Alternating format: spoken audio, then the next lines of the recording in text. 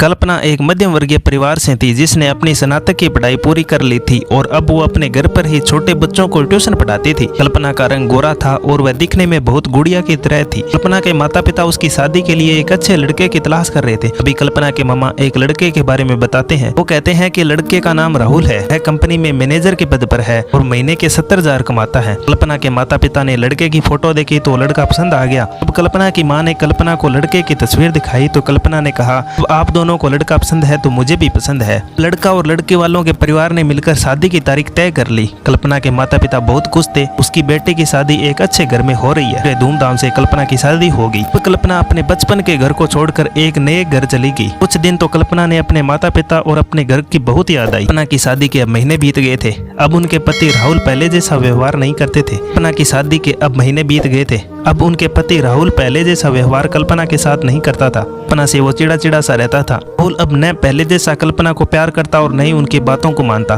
कल्पना को समझ नहीं आ रहा था कि क्या करे। बस रो कर अपने दर्द को कम करने की कोशिश करती। एक दिन कल्पना को पता चला कि राहुल सिगरेट पीने के बहाने छत पे जाता है और किसी लड़की से बात करता है। कल्पना ने राहुल से पूछा कि आप रोजाना छत पे जाकर किससे बात करते हो? राहुल ने जवाब दिया कि वो मेरे ऑफिस का फ्रेंड है, उसी से बात करता हूँ। तुम अपने काम से काम मतलब रखो, ज्यादा CID बनने की जरूरत नहीं है। होली का दिन था। राहुल के कुछ दोस्त के घर आए थे। बी ने घर पर पार्टी की। दिन राहुल का एक दोस्त थोड़ा ज्यादा ड्रिंक कर लिया था और नशे में कल्पना के सामने आकर कहा, अभी आप इतनी प्यारी और मासूम हो, भी राहुल भाई दिन भर उस घमंडी नेहा से बातें करते रहते हैं। लगता है आप राहुल का सही से ख्याल नहीं रखते। सुनकर कल्पना का शक अब हकीकत में बन चुका था। अगली सुबह जब कल्पना ने राहुल से पूछा कि ये नेहा कौन है, क्या लगती है आपकी? राहुल, मैं तुम्हें क्यों बताऊं?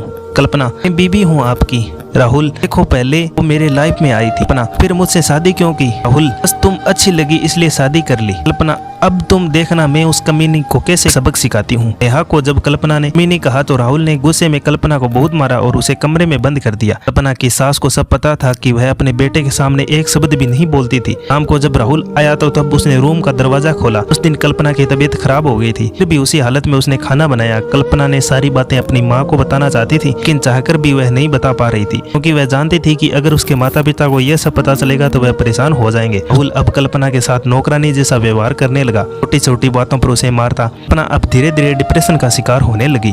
उसके दिमाग में गलत ख्याल आने लगे। न वो समय पे खाना खाती और न किसी से बात करती। आखिरकार एक दिन कल्पना ने रूम में फांसी लगाकर आत्महत्या कर ली। कल्पना ने आत्महत्या का कारण किसी को नहीं बताया, लेकिन उनकी सास को पता था कल्पना ने आत्महत्या क्यों की। दूसरी तरफ कल्पना के माता पिता का रो कर बुरा हाल हो गया था। कल्पना की माँ ने पुलिस को आत्महत्या करने का कारण उनके ससुराल वालों को बताया। पुलिस राहुल और उनके माता पिता को ले गए, लेकिन पैसों के दम पर कुछ ही दिनों में राहुल और उनके माता पिता जेल से छूट गए। जीवन में अक्सर अच्छा दिखने वाला इंसान अच्छा नहीं होता। उनके अंदर कहीं न कहीं बुराई छुपी होती है और वही बुराई किसी की जिंदगी को बर्बाद कर देती है। कुछ ऐसा ही कल्पना के साथ हुआ। कहानी अच्छी लगी तो वीडियो को लाइक और चैनल को सब्सक्राइब करें। धन्यवाद।